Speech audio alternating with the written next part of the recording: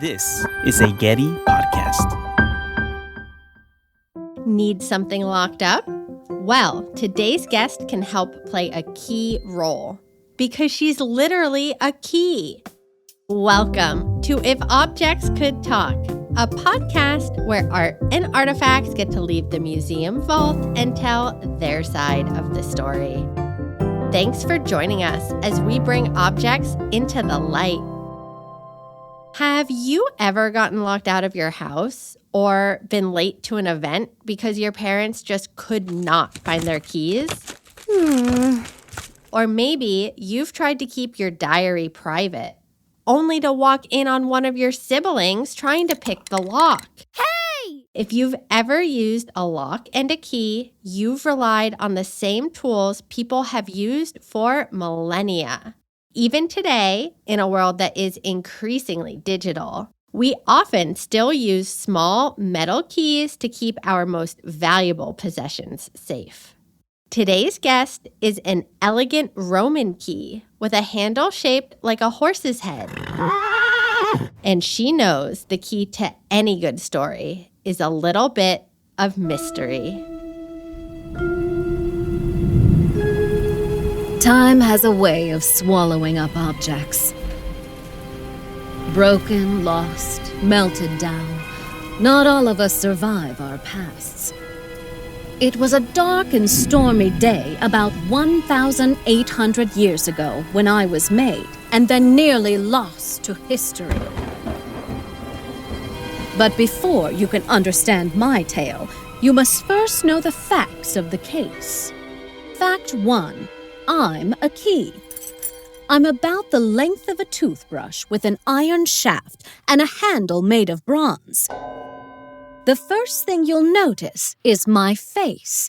It's on my handle, and it's shaped like a horse's head. My mane is swept back as if I were charging forward into battle. And my ears are pinned to the side of my head, which says back off or watch out in horse body language. I was made by a smith using the lost wax casting method. That femme fatale Bastet told me she's already been interrogated and spilled the beans about lost wax casting, so I won't linger over the details. But my bronze horse-headed handle is only half of me. There's also my key, which was forged from iron. Can you find a key right now? It could be a house key or a car key. Doesn't matter. Got one? I knew you had it in you, kid. All right. Now, run one of your fingers on the edge of the key. Does it feel like your finger is running up and down little mountains and valleys? That part of the key, the part where some edges stick out and some edges cut in, is called the bit. My bit has 8 slots. It almost looks like a piece of abstract art.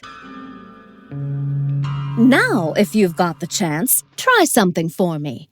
Try putting that key of yours into the wrong lock. Yep, may not even fit. Or maybe it just barely fits, but you can't turn it. Inside that lock, there are flat parts called levers and wards. A key's bit is made to fit inside of a lock, where those mountains can push the levers while the valleys avoid the wards. Get the right bit into the right fit? The levers will lift, which will turn the bolt in the lock, opening it. And Jiminy Cricket, you're home free.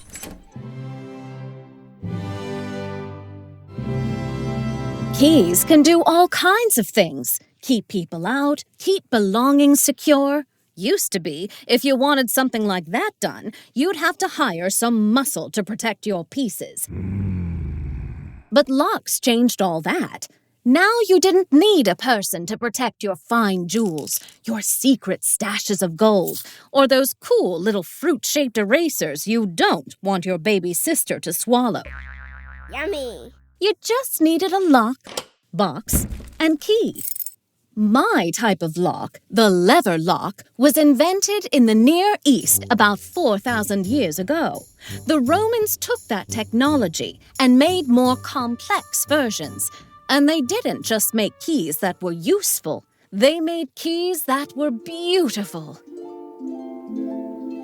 The Romans liked to decorate their keys, and they especially liked to decorate with animals. Lions, panthers, bears, and of course, horses were frequently featured. One of my good friends at the Getty is a key with a dog-shaped handle.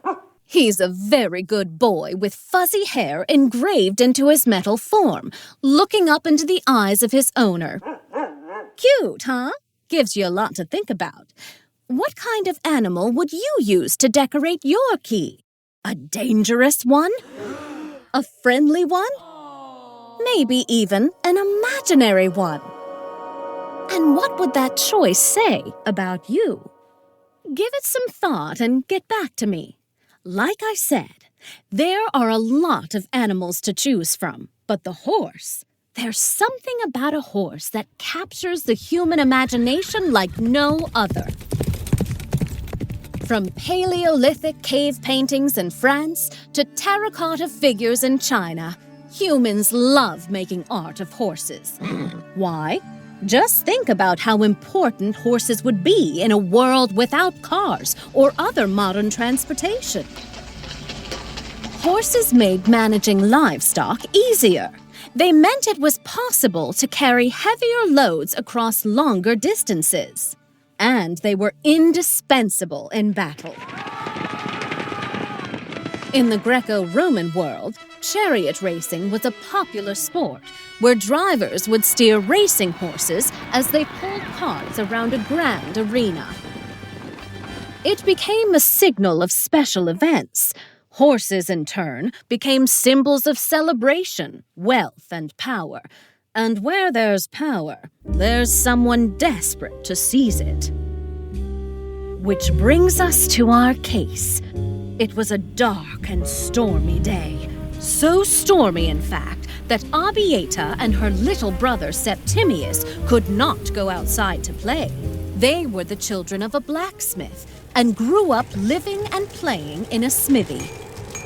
See, in Roman times, workshops were sometimes separate buildings, but they could also be connected to the home. Abieta and Septimius's father had gone for the one with a shorter commute. Maybe he was regretting that as the children ran through his workshop on this rainy day. Trying to keep the kids in line, their father showed them the project he'd been working on, a key and lockbox for a wealthy patron. You guessed it. That was me. Abieta marveled at my ingenuity of the bit on the key and the wards on the lock. Ooh! Septimius just liked my horsehead. Wow! When the wealthy patron arrived, their father rushed off to give a warm welcome, with Abieta on his heels, curious about the patron who had requested the horse-headed handle. Come on in. The wealthy patron was a horse breeder. He wanted a way to lock up the important papers that detailed purchases and sales, but he also wanted to show off his line of work at the same time. He looked shrewdly around the workshop as he came in, inspecting the different projects workers were pounding and hammering away at. But when Abieta's father went to show him the lockbox and key, I was gone. Oh, no! That's right. This was the case of the missing me. Abieta saw the panic in her father's eyes and thought fast. She explained to the wealthy patron that there was no use at all in having a lockbox if the lock could simply be picked. Now the patron had a chance to see for himself how secure the lock was. He could use any of the tools in the workshop to try and pick the lock. And when he gave up, they would show him the key that could unlock the box. Abieta's father looked relieved at her ingenuity. Phew. But there was still one problem. They didn't have a clue where I was, Or at least, her father didn't have a clue. Arbietta had the making of a great gumshoe. She'd seen Septimius's wandering eye and knew that boy could make trouble out of nothing.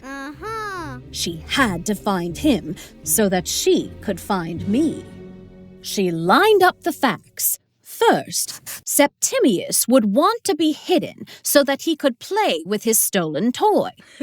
Second, it was nearly lunchtime, and he'd likely be hungry. And third, her little brother had no fear of rain or mud. The kitchen garden. That was where he would be. Located right outside the kitchen, many Roman homes had a private garden filled with herbs and edible plants that were perfect for snacking. Doesn't take a detective to understand why it's sometimes called the herb garden. Arbietta rushed out into the rain. And there we were, frolicking through the basil, thyme, and customary. I was kidnapped and held against my will, drenched in the cold and bitter rain. But Septimius was frolicking. Arbietta snatched me from her brother and raced back to the workshop, and not a moment too soon. The wealthy patron had tired of the lock-picking game and was satisfied with the security of the box. He was relieved and impressed when Arbietta revealed my majestic equine form to him. And then she slid me into the lock. Bingo! We were back in business. Arbietta's father made the sale, and Septimius was put in timeout for his crimes. So, here's one last fact you need to know about keys. We only work when you can find us. I hope you enjoyed learning about horses and keys. Now, this is usually where I'd tell you who'll be in the studio next week. But this was the last episode of our first season. If you enjoyed this series, share it with your friends and leave us a comment or review on your favorite podcast app. If you have questions or ideas for future episodes, write to us or send us a voice memo at podteam@getty.edu. To see photographs of the horse key and learn more about this episode and all our episodes, visit our website at getty.edu/podcasts. This episode was written by Claire Hupy and produced by Zoe Goldman. Katie Jostock voiced the horse.